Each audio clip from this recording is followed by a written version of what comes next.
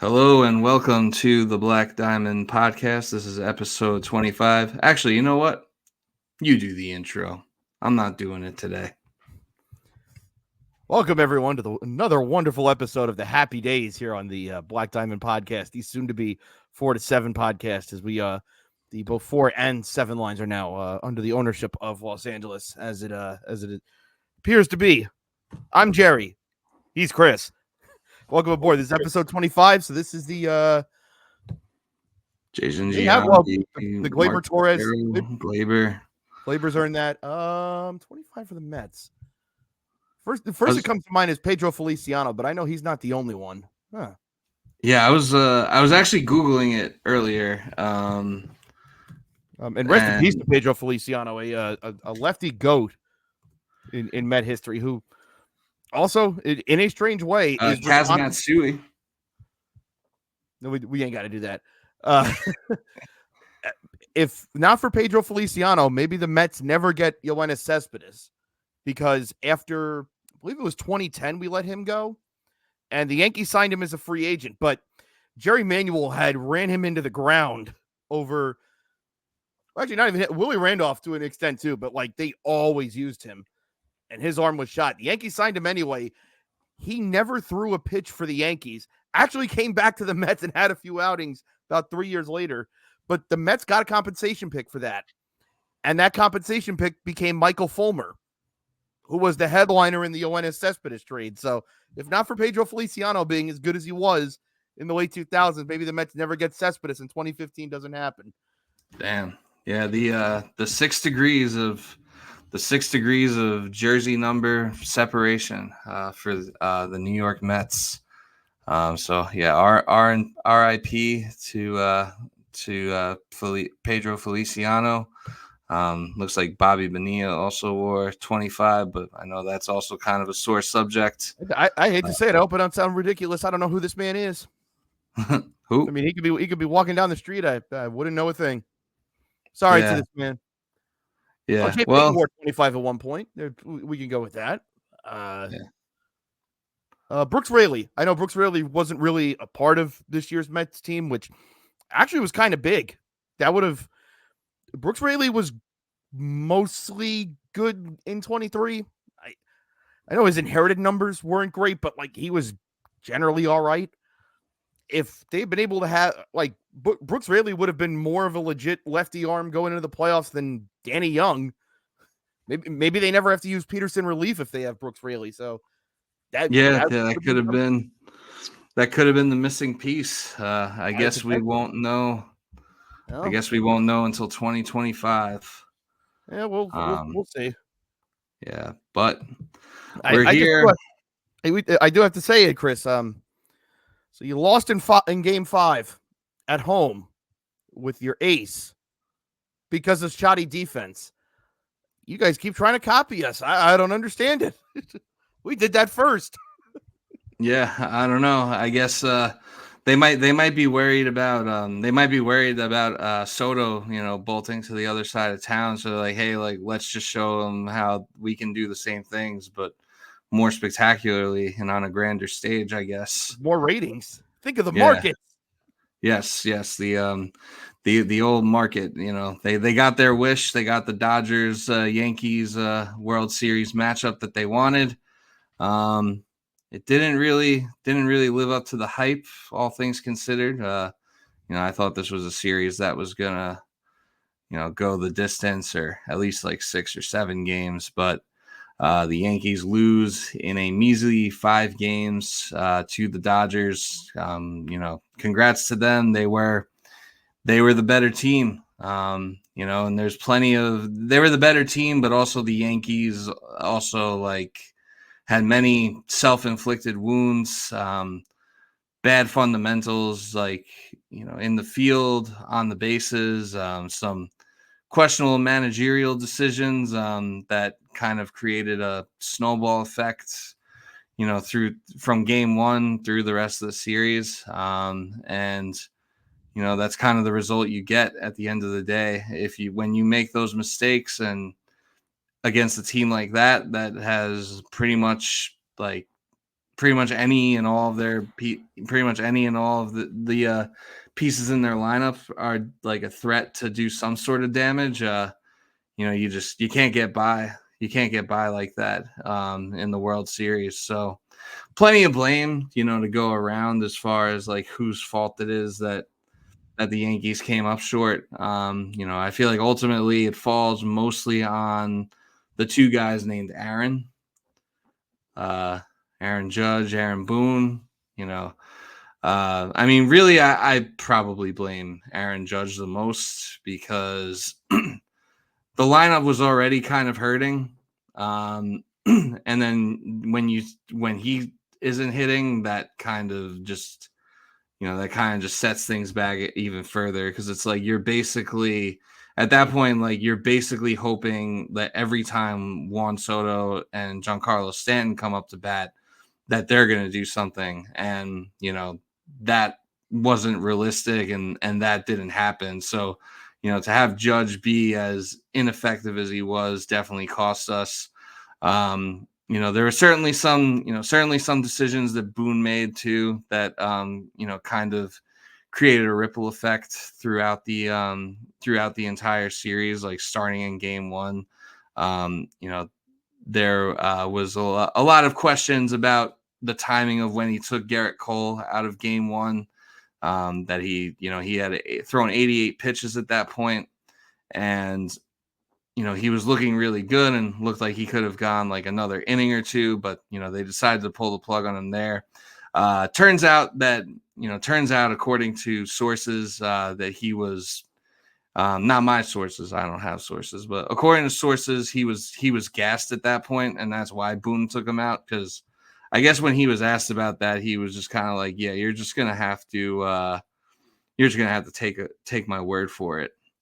And then this is just my ADHD acting up, but it appears that Jay Payton also wore number 25 for the Mets. When he initially first came up as a rookie before he switched to 44, but yeah, one of the few guys that ever homered off Rivera in the playoffs for what it's worth.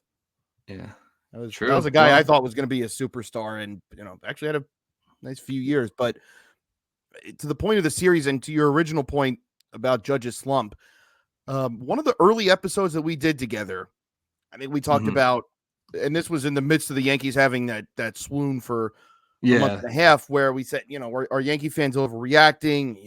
Is this an indicator of something bigger? And I said that, with the record, like, yeah, you're probably fine in that respect. But I thought that the things that Yankee fans were talking about weren't necessarily wrong. I think if you had an eye on, okay, well, this is what we want to be in the postseason, here's what's wrong, we have to get this fixed. I think they were perfectly legitimate at that, and that is ultimately what bared itself out in this series. Is you look at the Dodgers lineup, and they're, everyone's going to focus on that top four, and especially the top three. You have three MVPs with Ohtani, Betts, and Freeman, and then Teoscar is a very good cleanup hitter. But then you look at the rest of that lineup. Max Muncy's either going to slug or he's going to walk. You have Kike Hernandez, who is one of the best postseason hitters of the era. Yeah, he turns into Reggie Jackson this time of year. So Will Smith, I know, has been slumping probably since the All-Star break, but is still generally one of the better hitting catchers in the sport. Like, when you face him, you have to go in there with a game plan. It's not I can get over with anything on this guy and I'm going to get it out. You have to know what you're doing. Yeah, even when he's slumping, he's going to give you a professional at bat. And then all of a sudden during these playoffs, Tommy Edman just turns into fucking 2002 A-Rod at the plate. Like, you don't really prepare for that. So maybe the bat in the lineup for the Dodgers in this postseason was Gavin Lux. So that's really one spot out of 9 where you can go, all right, let me reset. Then you've got to get right back to it. Yeah. Then they had him in the 9 hole. So it's basically like you breathe for 5 seconds and then, and then you're staring down Shohei Ohtani again. And we've talked about this with other playoff teams, is the Dodgers don't chase. So, you can't get by with junk off-speed pitches. You can't just bury one in the dirt and know they're going to go for it. They don't give you strikes. You have to go earn them. So it's not just the talent, but also the way that they approach things at the plate. And this is people use analytics as a catch-all for everything, but this is a very disciplined, studious team that understands how at bats work and that you don't just give at bats away and you grind at bats. And sometimes they end in outs. But guess what? If you got to get an 8-9 pitch at bat, that's going to maybe Yeah, make you're the making starting them pitcher's work. night maybe just 2 batters shorter. That changes the whole game. That's what we talk about, why grinding at bats and being a tough out. Sure, you want to get 20 hits a game, of course. But also, it manifests itself where you look up and it's the 4th inning and, oh man, our starter's got 78 pitches already. What are we going to do?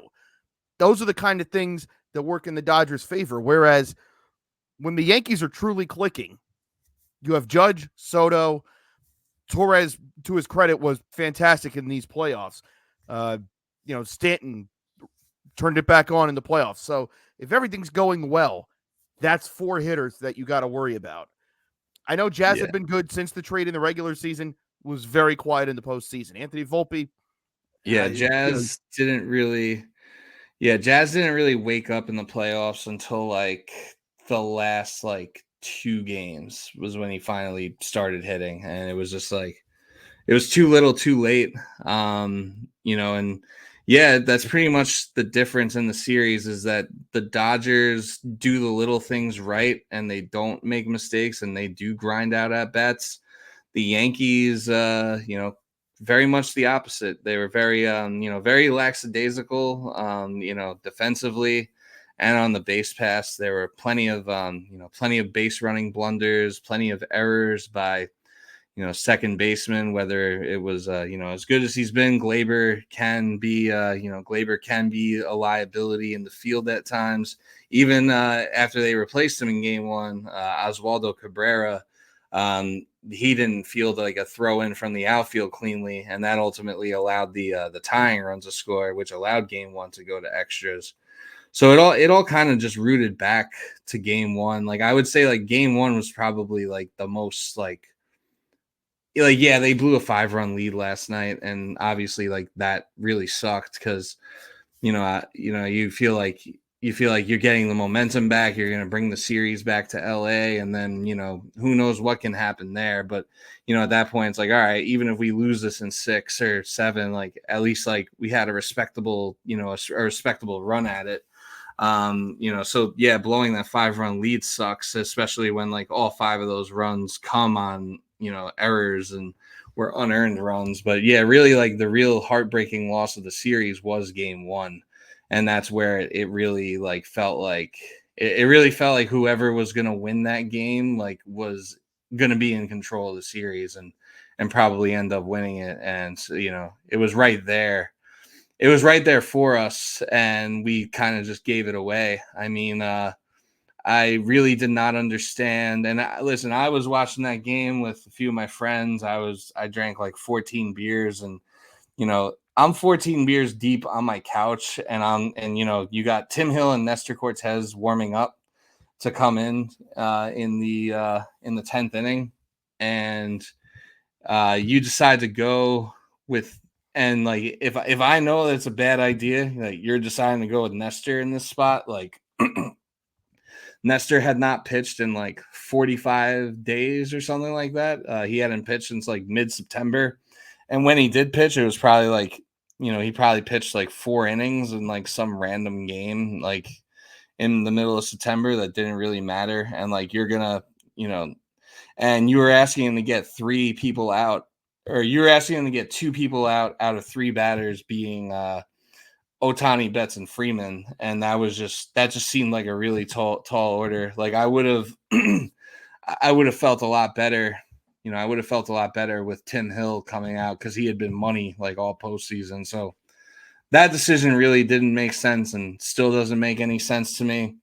And then game two, Soto hits the tying home run in like the 2nd inning. But after that, the bats were dead until the 9th inning. And, it was kind of a rinse and repeat situation in game 3, which I was present for, where, they waited till the 9th inning to do like pretty much literally anything. So it just wasn't it just wasn't winning baseball, and it's just frustrating that I think they had I think at one point, I forget the exact numbers, but I know that at one point in game 1 they had a win probability of like over 90%, and they had a win probability of like, I think at its highest last night their win probability was like 88 or 89%. So there's definitely a world where if they make a few basic, like fundamental, like little league level type plays, like like covering the base if you're the pitcher, or just simply catching a ball that's hit right to you. The Volpe error last night, I don't really hold that against him too much. In fact, I A think if young guy in his anything, first World Series, in fact, if anything, I think it was a tough play, and third base was like his only. I think third base was his only option on and he that was play. throwing on the move. Yeah, and I think I think it's also like it's a tough play, but if anything, to me, it's like Jazz has to scoop that. But but I yeah, will like say, to when your credit, and I know you may not want this credit, you called it in the preview show. You said this series may come down to which manager stays out of the way more. And you said, well, if Nestor's going to pitch in this series, he really only should be in if it's a 10-run game in either direction. You were yes, right. yes, it's it's not always fun to be right. This is one of those times where being right is exhausting, but yeah, that is pretty much what happened. I mean, I think Boone got in the way early, and then I think in games 2 and 3, both managers, for the most part, I think stayed out of the way. I mean, not that it was on a manager, but the Luis Rojas, your boy, our third base coach, decided to send Stanton home on that base hit, which was I don't know, that I Volpe don't get base that hit, either. which I don't know what he was thinking, because That's not the first time we've seen Stanton get thrown out at the plate by that much either. yeah, no, yeah, no, it's happened. It's happened quite too often, actually. But yeah, just those have kind of been things that have kind of always been issues with the Yankees under Aaron Boone. They always just they're lackadaisical in the field, and and as John Sterling would say, they run the bases like a bunch of drunks, and both of those things reared their ugly head for us at the worst possible time. Man, John Sterling came back out of retirement for you guys, and you did that. Yeah, like they If that ever needed happened with to. if that ever happened with Gary Cohen and the Mets did that, I would personally, I wouldn't fight them, but I would say a lot of terrible things. Yeah. How dare Yeah. you? Yeah, that's pretty much where I'm at. Yeah, like John Sterling, he decided, he was like a month into the season. He decided, you know what, like, I just don't feel like leaving my house anymore. Like, I'm 88 years old or whatever he is. He's just like, I'm done, fuck it. And then, they get to the playoffs, and it's like, I don't know if he had to be talked into it. Like, if like the Yankees organization had to talk him in, like, come on, man, like, just call the playoffs, like, go out on like that note of calling the playoffs, or if he decided like, yeah, this is something I want to do. But Which if he did, like, he's earned that right. That's yeah, if you're either the way. Yankees, it's like that guy soundtracked, lifelong memories for so many of your fans. Like, if he wants to, you let him. Yeah. Who cares if who cares if he thinks that a ball like 20 feet short of the warning track is a home run? It's Oh tradition. boy, was I fooled on that one. John, I could see why you thought that ball was gone. Listen. That's just being a good partner. Don't hang your partner out to dry. That Yeah. The Susan right Waldman gets elbow some looked just like a baseball. Susan Waldman catches some unfair shit. That shouldn't have been one of them. That's being a good teammate. No. Susan Waldman is like she's like a goat and like a pioneer of the game. But I also thought, this might be like a case of hindsight being 2020, and like I love Tommy Kahnle. I've always been like a fan of Tommy Kahnle, but I had to say, like, and at this point, like, the damage had kind of already been done as far as blowing the 5-run lead. So, Kahnle was credited with the loss last night, but I definitely don't put it on him. But I was kind of questioning the decision to put him in the game in the 8th inning, which is where the Dodgers were able to get the tying and ultimately winning runs across. I did kind of question that just because it's like the dude only has a changeup. Which is weird because he throws 95 with his fastball. Like, I get like, hey man, no one hits my changeup when I have it working. Fine, I get that. Throwing a fastball and at least give them something to doubt. Like, yeah. right, When you your might last go with the fastball here. when your last like 60 pitches in a row have all been when your last like 60 however many pitches in a row have all been changeups, it's like you don't think like these guys are like sitting on that like every pitch. So, I personally don't know like where else they could have gone, as far as the bullpen goes at that point. They had Weaver come in after, and they had him warming up. I mean, he was probably gassed too. It's weird, like what we thought, in the previous show, the things we thought would be advantages for the Yankees ended up not being their advantages. It ended up being quite the opposite, because we thought that our starting pitching would be better than theirs, and that our bullpen was like not going to be as taxed as theirs.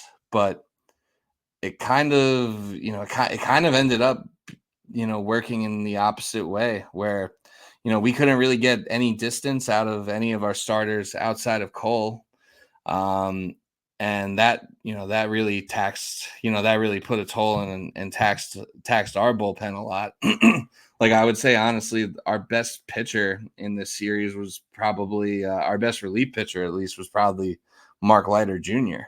I will say, if there is a Boone decision that really, because I get the Nestor thing and we can debate that for an hour, but Yeah. I do wonder about bringing Luke Weaver into Game 3 when it, were they mathematically out of it? No. Was that a game that they were likely to get back into and win? No. But then No. ultimately you end up having to use Weaver 3 days in a row in the highest pressure spots imaginable. And by the time you get to Game 5, it's only natural that he's not going to have it nearly as much as he did on Monday night. And I just wonder, I almost would wonder if Boone would rather have that one back. I mean, like, the Nestor thing, yeah, that's a Like, serious obviously, thing. in the moment, you definitely, like, knowing what's at stake, like, as far as going down 3-0, like, in the moment, you probably want to do everything you can to avoid going down 3-0. So, Right. I understand it from that standpoint. But yeah, at a certain point, you do have to kind of, at a certain point, you do kind of have to understand the situation and kind of, live to fight another day. I mean, so Weaver ended up, I think, like, so Weaver ended up pitching in game 4. Yeah, he did. Which you get because, yeah, you have a lead to protect, by all means. I don't have a problem with that one. And I certainly don't have a Yeah, I problem guess, bringing yeah, him at that point into last night it was either. still close. That was before we blew the game open. Yeah, So yeah, that did make sense. yeah, I get that. So, but I just wonder if he would want that one back more than anything. Yeah. Well, the thing with Boone is I don't think he ever really second guesses himself or second guesses any of his decisions. Like, pretty much anytime he's questioned about anything, he'll just, he kind of just stands on it. Like with the whole Nestor thing, he was like, "Oh yeah, I really liked the matchup, and I really liked the way he was throwing, like, in his rehab in the bullpen." It's like, okay, but like, this is his first live action in 45 days, and you're having him go against like 3 of the best hitters in the world. Like, excuse me. I'll never forget him. There was a game out in Anaheim last year where I think it was first base open late, and they were leading by 1 with runners on, and they pitched to Ohtani.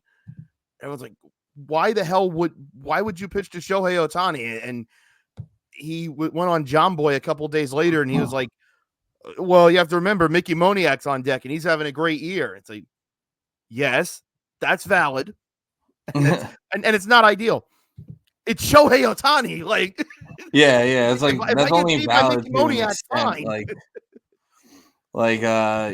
It's like that's basically like saying like it's basically like, yeah, I decided to get eaten by this bear instead of like bit by a fox. Yeah, it's you're dead anyway. Yeah, like I think I'd rather take my chances with the fox. Yeah. So I guess it is worth asking, and I defer it to you because you've lived your life as a Yankee fan, so you know all of this backwards and forwards.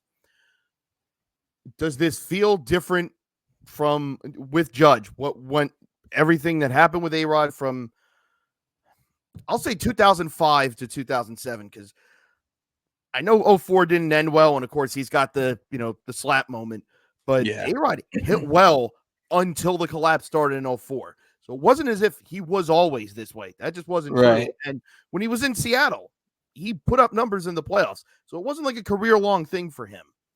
Does this feel different, or would you say this is worse with Judge, or just what's your general feeling on all this? That's a good question. So I would say it's probably worse because, I mean, like you said, in 04, A-Rod was hitting up until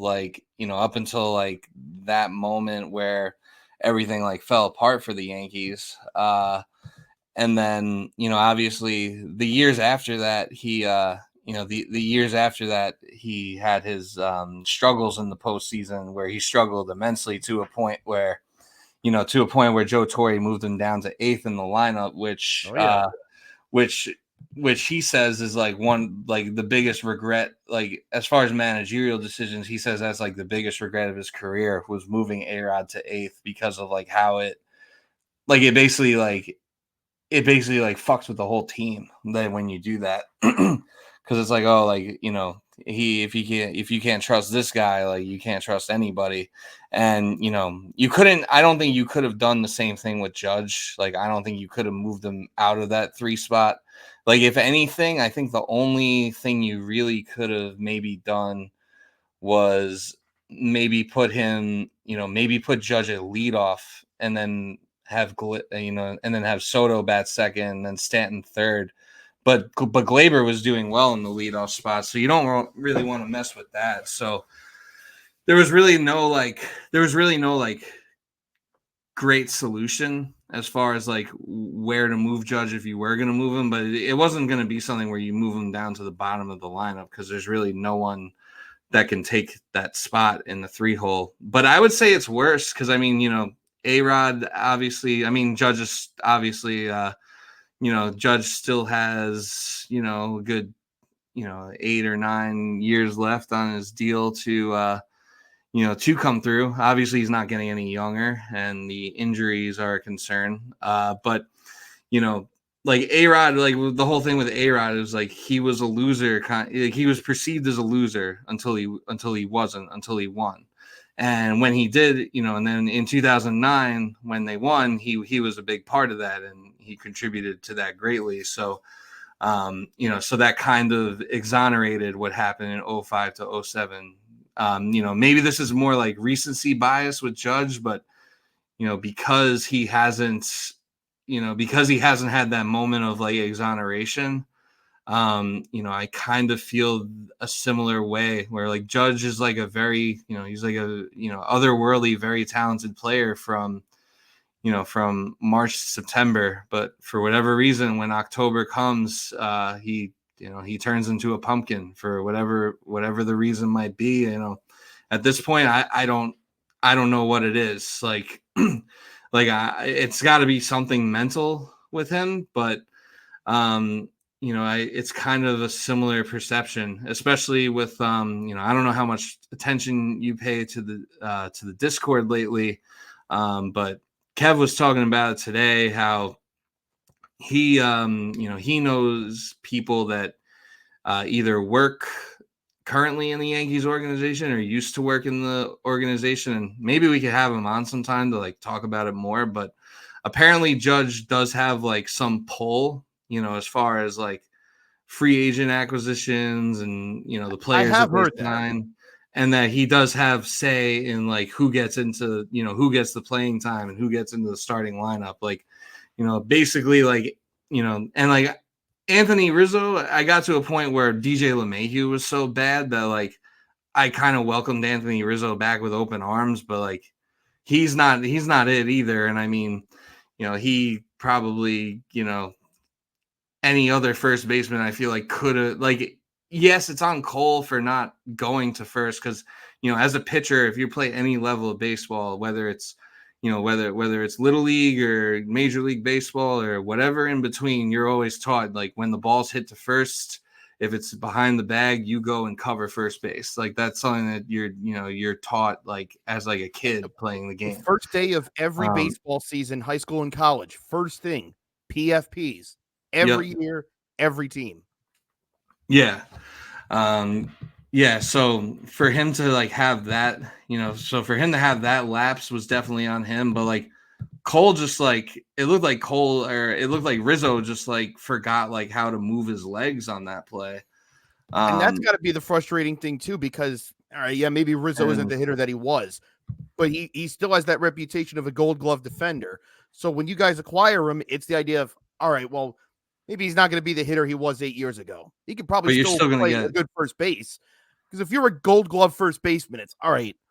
We know the bar for defense at first is low, but if you're a Gold Glover at first base, that means you're sizably better than everyone else at your position.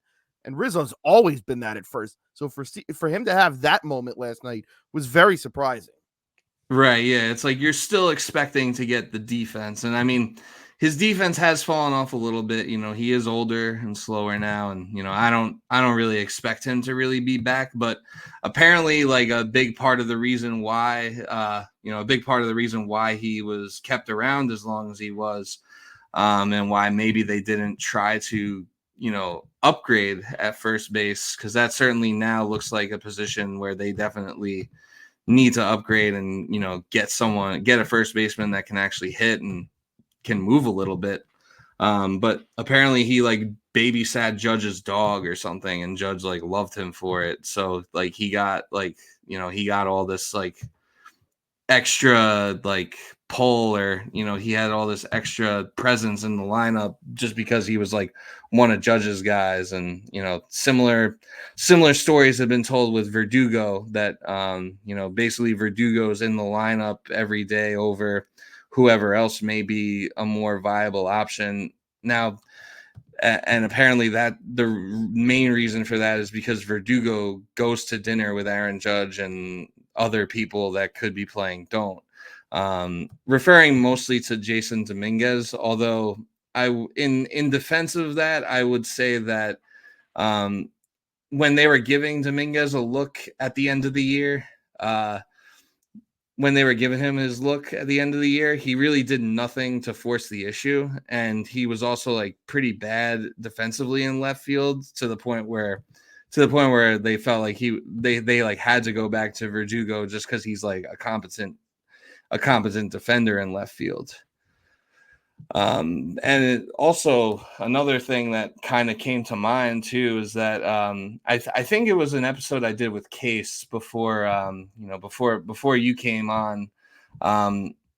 Me and Case did an episode, and I think it was right. So the Yankees played pretty flawlessly like through April and May this year, and like it was that June swoon is when everything started to that's when they started to go into that like slump where they went like 10-30 or whatever it was, where they just had, when it was like from like the beginning of June to like the trade deadline basically, where they were just like playing horrendously.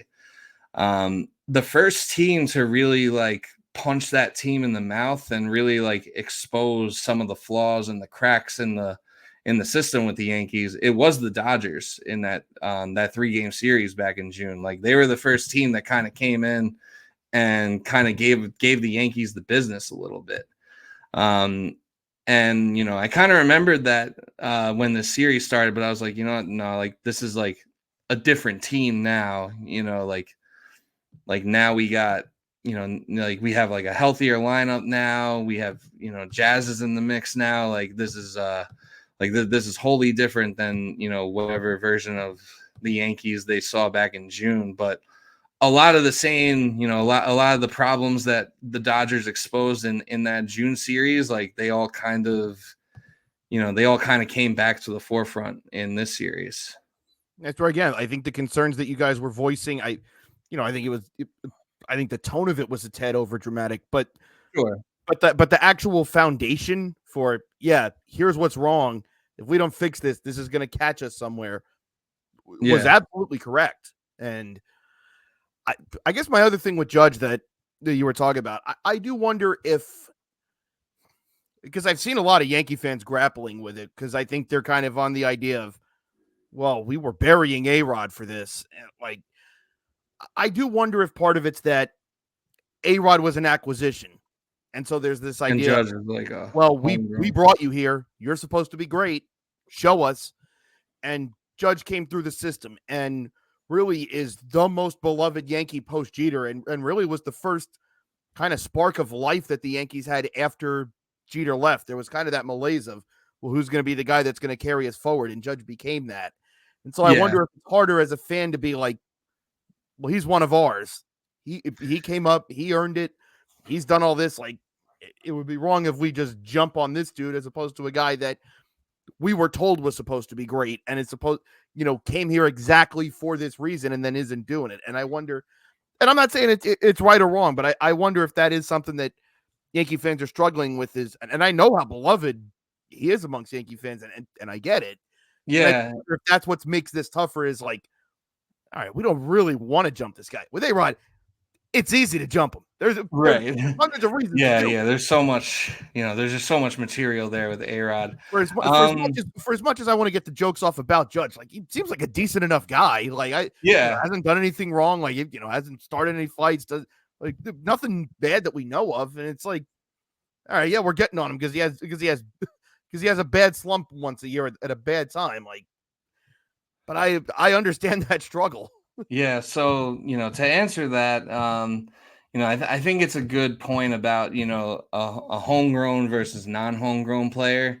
And Judge being like the face of the franchise and, the guy that we drafted who, came up through the pipeline and, hit 52 home runs his rookie year. And, basically like that was supposed to be a rebuilding year. And largely because of him, we came within a game of going to the World Series to play the aforementioned Dodgers.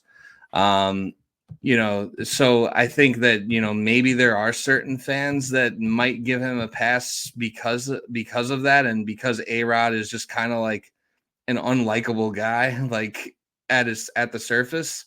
But to me, I don't know if I necessarily like agree with, if I agree with like that train of thinking, because to me, yes, Aaron Judge was a homegrown Yankee and, A-Rod was acquired from the outside. But ultimately, like, I think once you're making like $350 million, whatever it is, like once you get that big contract, even though you're technically not an acquisition, like I think once you're getting paid that much, like, and A-Rod was getting paid, probably about, it was like $100 million less, but pretty much about the same. Like, if you adjust like his was different because he was the first guy to get paid like that. Like, yeah. Like, there's other guys in Judge's class. Yeah, and like if you adjust like the and if you adjust like the what money was like back then to now, they probably accumulate like a similar level of wealth throughout their baseball careers. So, but I think it's like, when, at that point, when you're getting paid and when you're given the title of captain of the Yankees and all that stuff, I think it's like you're expected to do a little more. I think that's kind of what it comes down to for me. And like, there's that whole story about like the 2018 like ALDS where The Red Sox took game 1, and then the Yankees took game 2, and then like after game 2, Judge like walked by the Red Sox clubhouse like blasting New York, New York, and it's like, dude, like what are you doing? Like you didn't win the series, like you just tied up the series, and then like the Red Sox proceeded to beat the brakes off of you the next 2 games. So like there is kind of this like perception now that, you know, like maybe Judge isn't a winner until he proves he is. And the numbers point to like all the playoff games that he played before that. I think he had an OPS like over 1,000. I think it's been 630 since that game. So it's, and I'm, you know, again, like I'll laugh because of the hat I'm wearing, but like I'm trying to be as objective as I can here. There does seem to be like a line of demarcation of that game where he's not the same player since. And I remember people talking about it at the time. And one thing I remember hearing is like, would Derek Jeter ever be doing that after game 2 of a series? Hell no. Like, I don't know if Derek Jeter would ever do that after a series was over that they won. That's not something he would have ever concerned himself with. He's like, yeah, we won. I'm more I think even when they win they could have won the ALCS or the World Series, and I'm sure he'd probably just be more worried about, you know, celebrating with his teammates and, you know, getting ready for the next one, rather than like, you know, trying to pull anything subtle like at the opposition. Like, so yeah, I don't really know what that whole thing was like. You know, I don't really know what that whole thing was about, but you know, it's like it doesn't seem like something that, you know, that like that winners do. And you know, I hear a lot of things. You know, I hear a lot of things about Derek Jeter from certain people that, whether it's people I know in real life or people online, like people that want to say Derek Jeter was overrated, that you know he had shitty range as a defensive shortstop, and you know he has like the worst defensive runs saved metric in like baseball history for shortstops and like all this stuff. It's like, okay, but when the ball's hit to Derek Jeter, he fields it cleanly and he makes the play. Maybe sometimes he makes plays where, you know, maybe sometimes he makes plays where, you know, he flies into the stands when a normal shortstop that's actually better would have just caught it routinely or whatever. But the bottom line is he made the plays. You know, Aaron Judge has a ball hit right to him in the World Series and drops it. And that one, you know, like someone asked me actually like which error like in that 5th inning hurt more. And it was an interesting question, like out of like the Judge drop and the Rizzo Cole fuck up at first base.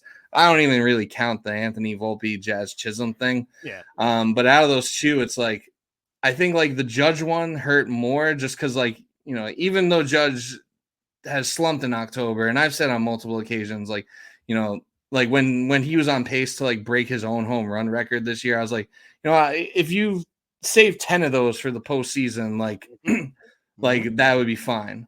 But like either way, like even with kind of like, I don't know if I'd say expecting, but even knowing like, yeah, this guy kind of sucks in the postseason and at the plate, you always knew the defense was there and that, you know, he's pretty sure-handed defensively. So like that one hurt more from that standpoint, but I feel like as far as what was more detrimental to the actual game, it was probably the Rizzo, the Rizzo and Cole not covering first base.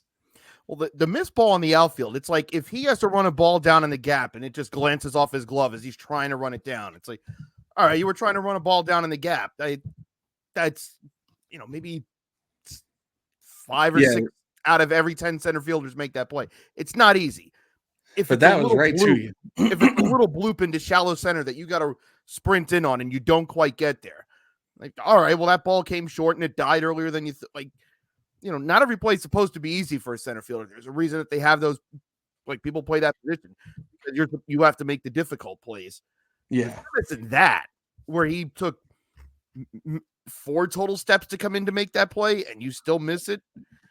And I think it's also what it starts. You know, by the time the play with Cole and Rizzo happens, like the inning's already kind of coming off the rails anyway. Yeah, a lot more. Judge misses that ball. and believe me, I know this because of my team. Those kind of plays happen, and you go, "Oh no, here it comes." Yeah, yeah. And I remember Especially against a team like that. Like, the because even in same shit the happened. Same shit happened in game 161 when Diaz didn't cover first with Alonso. It would have ended the inning, and it's they're going to tie the game, aren't they? yeah, You know what's about to happen. it's And I like certainly don't a equate this, but karma. it's the Bartman thing. Yeah, Like yeah. It's like it a just immediately sets off that sense. Oh no, I know this. I've seen this happen.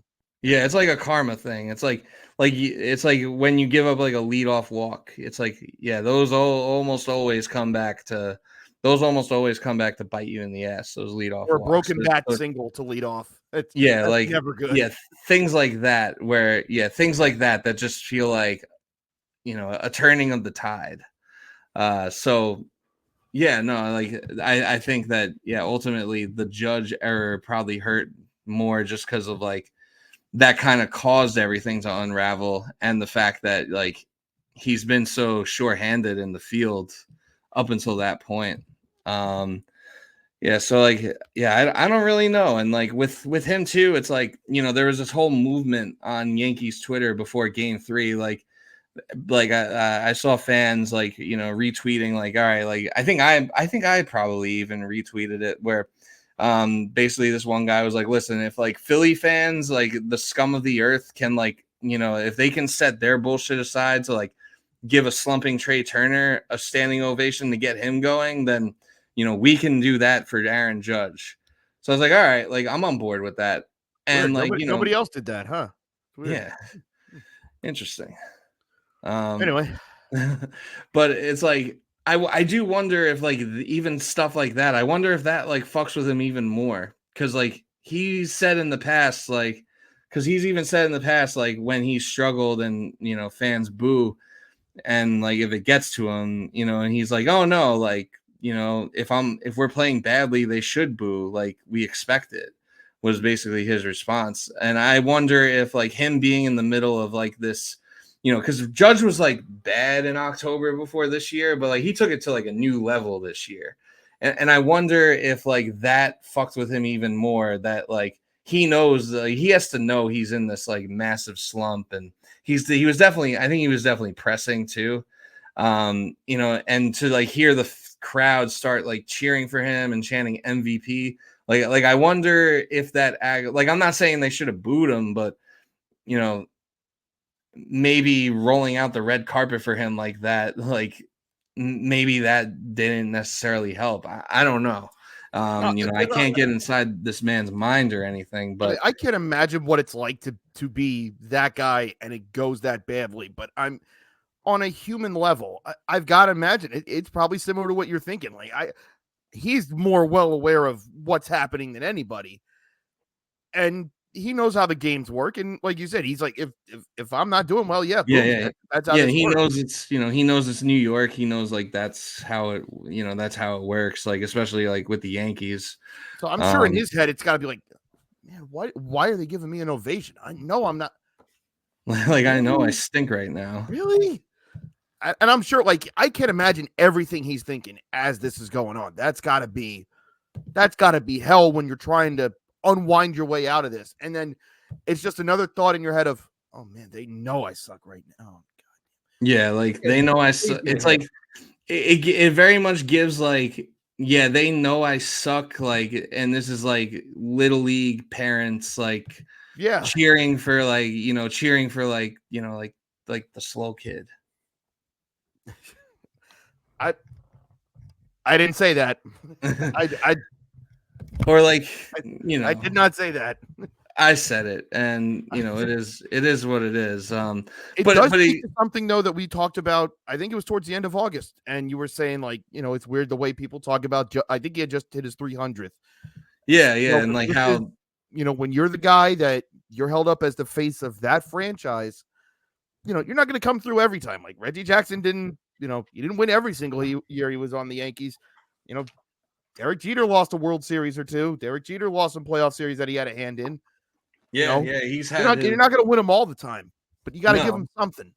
And it'd be one thing if he hit 260 for the series, and and none of the other hits were impactful. Like he just had a single that kept the inning going, or he had a leadoff double that came to nothing. Like it could have been that, and you would think, well, okay, he got hits and they didn't win. But where now it's, yeah, he's got a worse postseason strikeout rate than Martin Maldonado. That's stuff that you can't ignore. Like that was Yeah. the stuff that hounded Bonds for years until he had that 2002 postseason where it's okay, yeah, he can do this. That's what it was with A-Rod, where it's just it's one thing to not hit 300, like to just hit 250 in a series and your team loses. Hey, it happens. Yeah. But when But the when you're moment hitting like, always finds you and you don't, like this is what they're going to talk like. This is like, you want yeah. to get the endorsement, you want to get the Jordan deals, you want to be on all the commercials. Well, this is the other side of that. Yeah, there's gonna be scrutiny when you don't produce. That's ultimately what it comes down to. And obviously, it's far from over. He definitely has a chance to like rewrite his legacy and make this like a thing of the past. In But 2009, like we knew right away with A-Rod. I think game 1 of that series, he had a that big he home came run. to And then play. game 2, he saved them with a home run. And all of a Yeah, sudden, it's like, all right, well, I guess he's doing this now. And yeah. it can happen just like that. Yeah, and it's like, and like I do wonder, if like, because Judge did get a hit in game 4, and then he hit the home run last night. So part of me does wonder, like, if the series would have kept going, would he have kept going, like, trending in that right direction? Yeah. And it seemed like he was going to, but also like, but I guess also it's just the fact that like he had such a hand in giving that game away with that error that it's like, you know, it's hard to like give him that like benefit of the doubt. Like, oh yeah, you would have kept it going if not for this when you were the one who like fucked it up, basically. And now he's got to sit with this for 12 months. Like it's like no matter what I do, like I don't get another shot for 12 months to write this. And that's Exactly. Yeah, he can and hit. everybody's going to be this way. It's going to be like, he can hit 350 and it's all right. Well, what are you going to do next time? Yeah, what are you gonna do like when it really counts? So yeah, we'll see. Hopefully, I don't know what it is. I don't know if he needs like I don't know if it's like a thing where he needs like a sports psychologist or a sports therapist to help him with that, or what the what the solution is to get him going. I don't know if maybe it just gets a little colder and that messes with him. I really don't know what it is, but yeah, that's kind of the story. That's kind of the story of the series is and like Otani didn't really do anything in this series either. And this series was kind of billed as like, Judge versus Otani. And both of them were kind of non-factors, but and then but then it kind of goes to supplementing the rest of your lineup. And, obviously the Dodgers, I think, just had a deeper team. And, to your point earlier about how, like, even if they're not getting hits, they're grinding out at bats, they're going to make you throw like 8 to 9 pitches to get them out.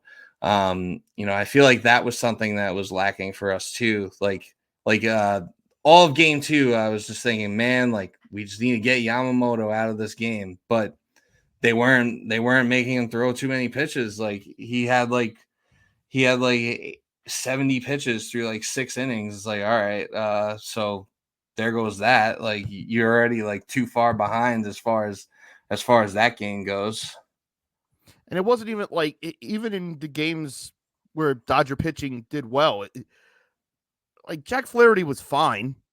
It wasn't bad, but it wasn't like, oh, they don't have anything for him. Same for Walker Buehler. He was fine. I did enough to win, but you wouldn't go out of that game going, man, we just couldn't hit him tonight. Like there's nothing we could have tried. Yamamoto was mostly good, but you didn't feel like sometimes you see a guy in the first inning and it's, oh, they're not hitting him tonight. This game's over. Yeah. It certainly didn't feel like that. Like it felt like, okay, they'll have some work to do, but like it they can win this. And I think that's got to be frustrating too, because sometimes you run into a buzzsaw staff and there's nothing you can do. I didn't get that feeling from this. I mean, I certainly didn't get it from our series. Was No. like Flaherty and Buehler did what they were supposed to do, but they didn't look invincible. And I think that the Yankees knocked Flaherty. I mean, Flaherty looked really good in game 1 of our series, but the Yankees knocked him out in the second inning last night. Yeah, that's true. I was kind of more for game 1 than last night. And at that point, I'm thinking, really like, okay, we knocked, because in game 4, that was when Dave Roberts like kind of got in the way. Like, they could have went for the kill and went for the sweep, but he basically decided to treat that as like a house money punt game. So I was like, all right, like this is our chance. They're using like all their like B tier bullpen arms in this game, to have like their like their alphas on deck for the next game.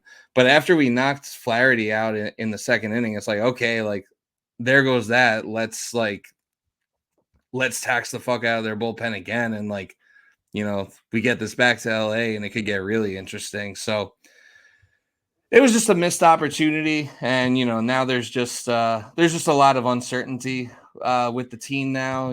As far as what's going to happen, what's going to happen with Soto. Watching his like post game interview yesterday. Obviously, he wasn't going to say much about his impending free agency. Obviously, he's not going to like play his hand in any way. But they were asking questions, and he was like, basically, it seemed very clear that it's like, I'm going to whichever team is offering me the most money. It's like there's not going to be like any sort of like hometown discount or Yankees discount because like we had such a good year here. Like I'm going, I'm chasing the bag. Basically, it was like the vibe he gave. He said he's available to all 30 teams. So future Pittsburgh Pirate Juan Soto.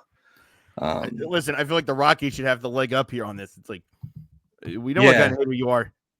You want to do numbers here? Huh? You can really do some numbers. You can really do some numbers at Coors. Yeah, if you really want your legacy, you might be able to set a record there. I picture the A's pitch. We'll pay you in 5 installments of $900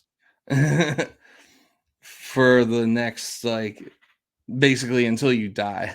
You'll have basically until you die. We're gonna pay you like $500 a week.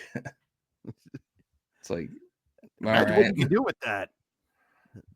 Not a lot. I mean, it felt very reminiscent of Cole after 2019 showing up to his post-game presser with the Boris hat on. I mean, I know that's not what Soto did. He had the backwards hat, but that he was still wearing Yankees stuff. But that was something I was interested to see, because I do remember after the Astros lost to the Nats in 2019, I do recall that in the post-game presser, like I think he showed up in the Scott Boras hat, but he also basically say something like when he was talking to the media, didn't he also say something to the effect of like, do I really even have to be doing this right now? Like, I'm not even, technically not even an employee of this organization anymore. Yeah. Like, he was gone. If it wasn't that, it was, I think you're right. But if it wasn't that, it was, I remember people sounded alarm bells about that. It's like, that does not sound like someone who's eager to resign. Yeah. Like, this is weird. I don't remember someone doing this. Yeah, and I don't think Soto got to that level last night. I think he was just like, "Hey, look, it's free agency. We've known this for however many years now. Like, if they have me, they have me." But and like the types of questions that the reporters were asking, like he can't tip his hand because like that could be a case where you lose leverage in negotiations. They were asking him like, are you going? They're like, oh, like, do the Yankees have any sort of advantage over other teams because, like, because you played here and you know you and Judge are now boys and all that stuff. And I think he played it the right way. And obviously, I mean, he'd be stupid not to go to free agency. Like, he's definitely earned that right. And I mean, I'm not gonna be like, it's hard because it's like, reasonably speaking, it's like, say he does go to the Mets, I'm not gonna be like, if they offer him, if they're the team that offers him the most money and that's what he wants, like, I can't be mad at him for that. But like, I'm gonna be mad at someone if that happens. No, I get it. And I guess it'd be one thing if this was someone who had been there and had gone. I mean, I obviously he just went through a playoff loss with you guys, but it's one thing if it's like, man, you were here for 4 or 5 years and we got close and like you're just gonna leave. But it's like he got traded here when he was here for 1 year. Like, and I know Yankee fans love him. I don't, of course, as you should. I guess it's one thing when it's like when you've had a guy for a year, it's like, maybe he took a liking to this place. Like, maybe he does overrule Boris, and it's like, okay, so I take 80 million less or whatever. It's like, but I want to be here. I I guess it would just be tougher for Yankee fans, and just in the sense of like this isn't a position that you guys are used to. I mean, like I think the only guy that you had and chose to go elsewhere was really Cano, right? Yeah, that was really the only time that happened, that I can really remember. Like with Judge and the whole Arson Judge Giants thing, like, I don't know, I was really never that worried that they weren't going to re-sign Judge. I was like, they're going to find a way to get this done. Like, I think Judge wants to be a Yankee too. Like, they're just going to have to find a way to, they're just going to have to find that middle ground and make it happen. And even when who was it? Was it Buster Olney who said Arson Judge, or John Heyman? John Heyman. Whoever it was. And then I think immediately after, I think it was like Ken Rosenthal or Buster Olney was like, there is not any deal like imminent between Judge and the Giants. At that point, I was like, all right, like, we're gonna get this done. Like, when, even though he like wasn't our player yet, when Garrett Cole was a free agent, like, after that whole Astros thing, I always felt like, yeah, we're gonna get him. I remember staying up super late that night that we ended up signing him, because like I was like watching the whole thing develop as I was like trying to work on some school project. And but I just remember the whole time just being like, yeah, no, like, we're gonna get him. It's just like, it's just gotta like happen, you know. And anytime with even that time Jeter hit free agency, like back in, like, I think 2010, I was like, there's no way. There's no way he goes anywhere else. Because we acquired Soto like as a rental, that's like kind of, I guess, what makes it more questionable. And I think that, to an extent, I think that the kind of like the aura behind being a Yankee that existed in the past maybe isn't there as much anymore. Like, when players are like, considering where to sign long term, like, because it used to be like, oh yeah, like, a player's going to be a free agent, like, they're going to be a Yankee because they're going to outbid everyone, and that's where people want to go. But I feel like times in that sense are different. Like, people don't necessarily have to be in New York to like build a personal brand and stuff like that. Like, you can pretty much do that anywhere. So yeah, it'll be interesting to see what happens. I mean, if you ask me, like, gun to my head now, I think he stays with the Yankees. But I think it's going to be, I think it is going to drag out a little bit. And if he were to go somewhere else, I mean, whether that be the Dodgers, the Mets, or maybe the Cubs, like, it wouldn't completely shock me. No, listen. If the Dodgers signed Soto, like, we're calling Congress. But let's yeah, we have to. That's the type of greed they talked about in the Bible. Yeah. Rob Manfred would have to pull a David Stern on Chris Paul trade if that happens, because that's just, like, come on, you just won the World Series without him. Like, you don't need him.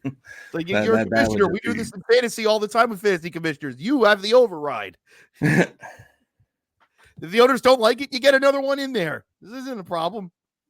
Yeah. And I mean, if it was, and if it was Soto's last year as a Yankee, I mean, all I can really do is, just express gratitude and appreciation for what, what he brought to the table for us this year. And, we definitely don't get back to the World Series without Soto. So definitely have to, show him some love. It might be war in the next month or two if you sign somewhere else. But for now, it's just like, thanks for everything and we want you back. It'll definitely, it'll definitely be interesting to see how that whole thing, ends up going, though. Hey, if you don't want dog sitting to determine who protects you in the lineup, if you don't want your team's manager dancing all up on the John Boy, come to Citi Field. That's my Suge Knight invitation.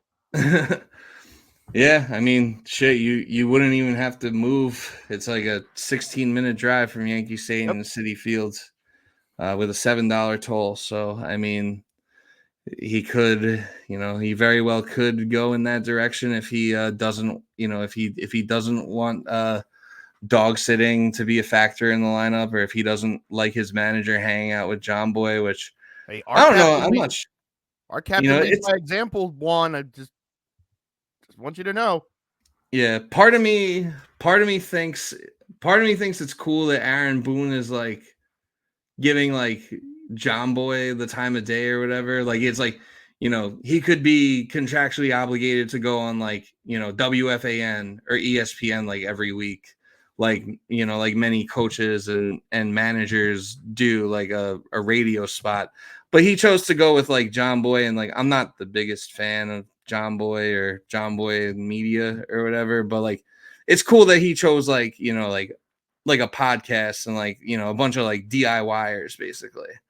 It's part of me thinks it's cool that he does that, but also part of me is like, why are you doing this, man? Like, I give them credit. They do ask him difficult questions. Oh yeah, they'll challenge him. Yeah, like they'll challenge him when they don't agree with him. So like, I'll give them credit for that. But it's like, but part of me is like, well, why are you giving these two lunatics like anything? I mean, it's quirky when they're winning. It's like, look at the manager. He's on here with the lip reading guys from YouTube. How about that? And then I can't imagine what that looks like when you're a fan of a team and they're losing. It's like, we've lost 6 of 7, buddy. What are you doing? What is this? Yeah.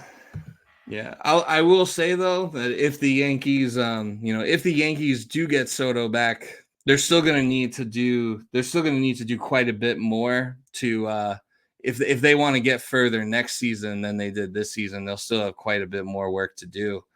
Part of me does wonder, like, looking back to the trade deadline, remember how I was saying at the time that like they made some good moves, but it felt a little underwhelming. Like, part of me wonders if they weren't on like such a horrific streak at the time, like, would they have maybe done a little bit more? Like, would they maybe have said, if they started like say they started clicking like a week or two earlier, would they have maybe been like, oh, you know what? Like, we really have a chance to do something here. Like, let's actually make a run at a Jack Flaherty or whoever, like a big name player that may have been available. Well, I guess the question is like, and yeah, I know starting pitching didn't necessarily give you length in this series, and that is a problem. Mm-hmm. But I guess if you were going to press me and say, what do you think is the thing that cost them?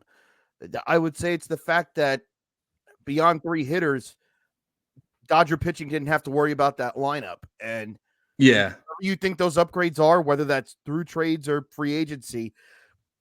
And as I say that, and we talk right now, I do have to wonder the fact that Glaber hit so well in the playoffs.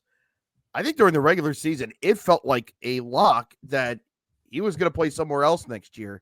It did. Did he buy himself another year with this? Did he buy himself a multi-year deal with this? Like, what do you do with him? Does Jazz stay at third next year? What's, right now, fresh out of that series, how do you feel on those two spots? Yeah, so yeah, the Glaber, the Glaber question is definitely the Glaber question is definitely an interesting one because I agree. Like before the postseason, I thought that this was going to be his last year, especially that one game where like Boone actually pulled him from the game because he like didn't leg out that because he didn't leg out that he was like watching a ball that ended up going off the wall, and instead of hitting a double, he hit a single, and then he got thrown out of the plate, and then Boone was like, no, like you're done tonight. um like I definitely felt around that time like, yeah, no, like Glaber's cooked here because like they're not doing that to anyone else. Like they're holding him accountable and making an example out of him. But after this postseason that he had, I think there's a very solid chance that he will be back. 'Cause I believe he has the fourth highest WRC plus um, in in the wild card era in Yankees history. He's behind only like Bernie Williams, Giancarlo Stanton, and Hideki Matsui in that category. So he does definitely, he can definitely be a liability in the field, and that can be a problem. But he definitely, I think, he has really good at bats in the leadoff spot, and I think he did his part in setting the table for the big guys that you're counting on in the lineup to bring the runs home. I think he did a great job of setting the table for them. So, it's Felt like every interesting. first inning, it was Torres and Soto won almost every time. Yeah, yeah. It felt like he led off almost every game with a walk. So it's an interesting question. Like at this point, I would say that I would like him back.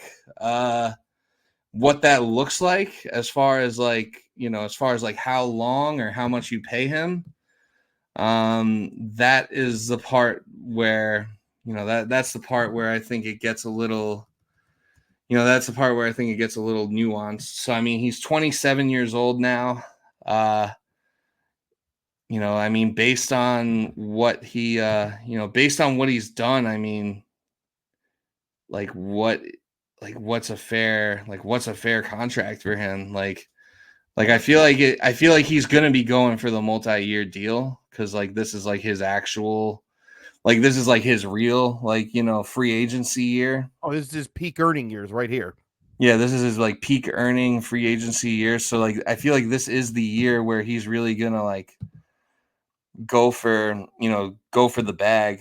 Like is like his 5 years 20 per like 100, like his 5 years 100 million 120 million. Like does that get it done? I don't know. um as far as Jazz goes, I mean, I would take him back as well, because he has been pretty he's been inconsistent at the plate, but he has been, he has been pretty steady in the field. And I mean, he definitely provided the team. He definitely provided the team with a spark when he first came in. Obviously, he couldn't get it going. I mean, he's going to be going into an arbitration year, so the Yankees. So he'll be a Yankee next year. He won't hit unrestricted free agency till 2020. Well, it looks like he's under contract next year, and then 2026 is his like third arbitration year, and then 2027 is when he'd be a UFA. So they'll have a few more years of they'll have a couple more years of control of Jazz. I would say, aside from bringing Soto back, I'd say like, get Glaber back. Hopefully you can get him back on some sort of a team friendly deal. But like if not, that's fine. If not, that's fine. I would open up the checkbook for him, all things considered, because he did do a good job of setting the table. You're gonna need someone who can be like a defensive substitution, I think, like late in innings, because that can be a problem.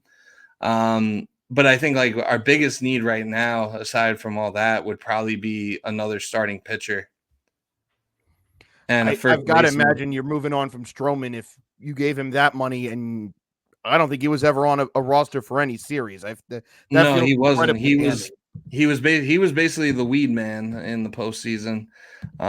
Like yeah, he did not make the roster for any. They pay him.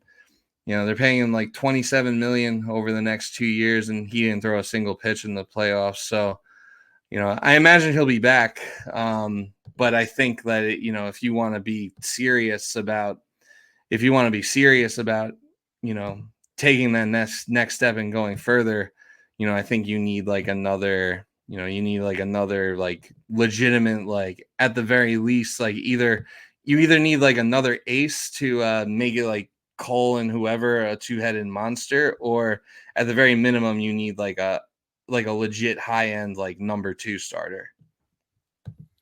Well, I mean, I say this partially joking, but partially not.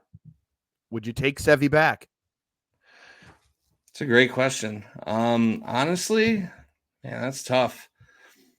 It's hard to say no after the year he's had, and I've always liked Sevy, and so it's hard to say no. But like at the same time, though, there's part of me that wonders, like, okay, like what makes me think it's gonna like work better this time? Because like as good of a year as Sevy had, he had his moments where he definitely had his moments where he struggled too. I mean, every pitcher's going to struggle at times, but I just wonder if he were to come back to Yankee Stadium, like would that affect things, like pitching in Yankee Stadium for half your games versus Citi Field, like, and National League versus American League. So there's a lot of variables, but I think if the price is right, I do bring Sevy back. I don't think he's like the legitimate like high end number two that we should be pursuing, but if you wanted to bring him back like as like a closer to the back end of the rotation type of guy, I'd absolutely consider Well, bringing Sevy back. I guess what you would be bringing Sevy back for is you would count on one of Schmidt or Hill to make that next jump where, okay, they become the number two. And if Severino's your three, which was sort of how the season was supposed to go originally when Senga was healthy, if Sevy's your three, you're doing okay. That's pretty good. If you're getting that Severino, then hey, all of a sudden, like that's a pretty sturdy pitching staff. I do think it could be possible for him to come back and do well there, strictly on the sense of I wonder if this year was simply a mental reset for him because things unfolded the way they did in the Bronx. And I think sometimes when you're in a tough situation and you keep going back to the same environment all the time and you feel like you just can't get out of it, it's like, oh, well, I've been here. I've been in this stadium. I know what happens, when X, Y, and Z happen. I'm doomed.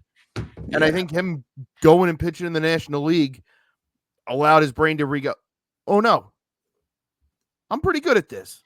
Yeah. This doesn't have to be doomed at all. I can go out here and win, and I can help. I can be a reason my team wins. And if the Yankees were to bring him back, I think he could go in with that knowledge and proof that I'm still good enough to help a playoff team win and be a reason that they get where they do. So Right. now, whether the Yankees would want to explore that, I don't know. Yeah. So yeah, I do wonder. I do wonder if I do wonder if bringing him back like causes him to kind of regress back to like what he was like towards the end of his Yankee tenure. But I also I also am open to it because of what he showed this year. And I think he showed like a lot of like mental toughness this year as well. But I mean, what about for your purposes? Would you bring Sevy back? So I guess the interesting thing is you have to operate from a place of, well, Senga's going to have another 4 or And you 5 still months. got to re-sign Sean Manaea too, right? Yeah, and I'm kind of operating on the idea of that they That's will. a higher priority. Yeah, so Senga and I are your 1-2 right there. I think they would like to go get somebody in free agency, whether that's Corbin Burns or someone else. I hope it's not Max Fried, because you would hope this franchise has learned its lesson twice now of signing the ace from a World Series winning team in your division. You tried it with Tom Glavine, and he pissed down his leg in the most important game of the season. Then you did it with Max Scherzer, and he did the same thing twice. Maybe it doesn't work. But if there's another guy out, like if you bring in Blake Snell, or I know Yusei Kikuchi's out there, but there are free agent targets out there to go get. And if that's your three, okay. Sevy could be the fourth, but you also have David Peterson, who has earned the right to be in the rotation, took a great jump this year, showed changes in his stuff.